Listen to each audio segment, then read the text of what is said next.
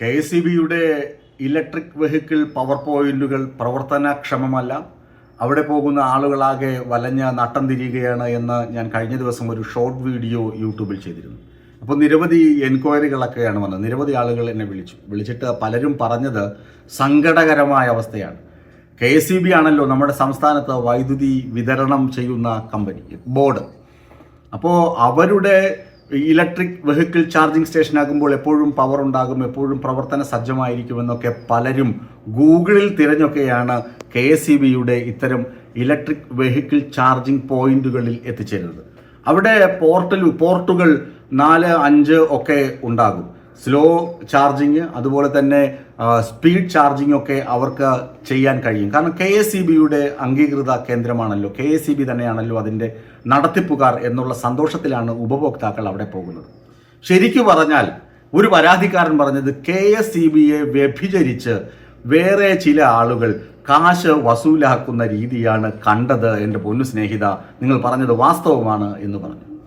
അതെന്താണെന്ന് ചോദിച്ചാൽ, ഈ KSEBയിൽ ഈ മിഷനറി ഇൻസ്റ്റാൾ ചെയ്തിരിക്കുന്നത് ബംഗളൂരു കേന്ദ്രമാക്കി പ്രവർത്തിക്കുന്ന ഒരു സ്വകാര്യ കമ്പനിയാണ്.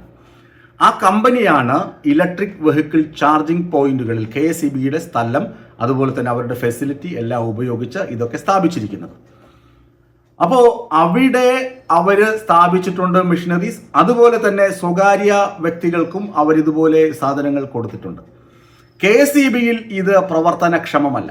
KSEBയിൽ പ്രവർത്തനക്ഷമമല്ലാതെ അറ്റകുറ്റപ്പണികൾക്ക് അവർ വരാറില്ല, അവർ സർവീസ് കൃത്യമായി ചെയ്തു കൊടുക്കാറില്ല.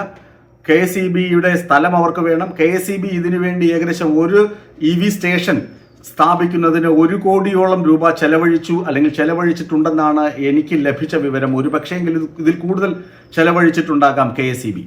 മുൻ സർക്കാരിൻ്റെ കാലത്ത് നടന്ന വസ്തുതയാണിത്. ഇങ്ങനെ ബംഗളൂരു കേന്ദ്രമാക്കി പ്രവർത്തിക്കുന്ന മലയാളി ബന്ധങ്ങളുള്ള കമ്പനി തന്നെയാണ് ഇത് ഇൻസ്റ്റാൾ ചെയ്തിരിക്കുന്നത്. പക്ഷേ ഇത് നിർഭാഗ്യവശാൽ പ്രവർത്തിക്കുന്നില്ല. പക്ഷേ ഈ കമ്പനിക്ക് ഭാഗ്യമാണ്. കാരണം എന്താണ്?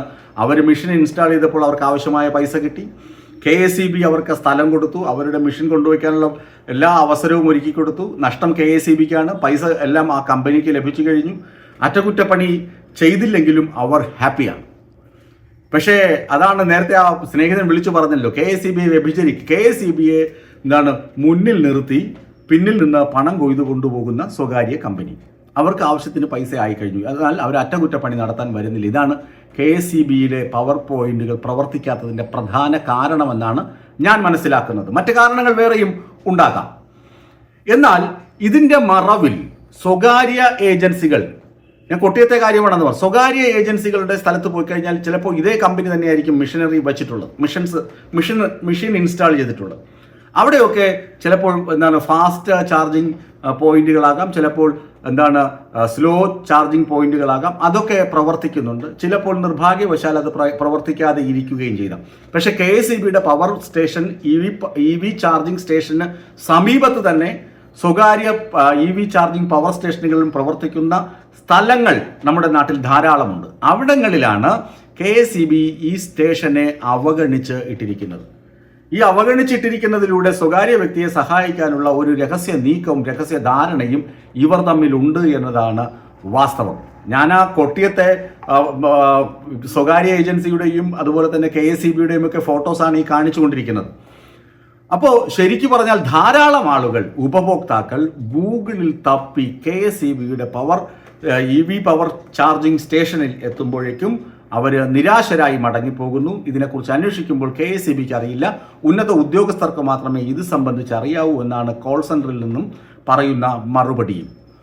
അപ്പോൾ ഏതായാലും ഈ KSEB സ്വകാര്യ കമ്പനിയെ ബംഗളൂരു ബേസ്ഡ് ചെയ്ത് മലയാളി ബന്ധമുള്ള ഉന്നത ബന്ധമുള്ള ആളുകളുടെ കമ്പനിക്ക് വേണ്ടി ഈ ഒരു വ്യഭിചാര വൃത്തി ചെയ്യുന്നു എന്ന ആക്ഷേപം പരക്കെ ഉണ്ട്.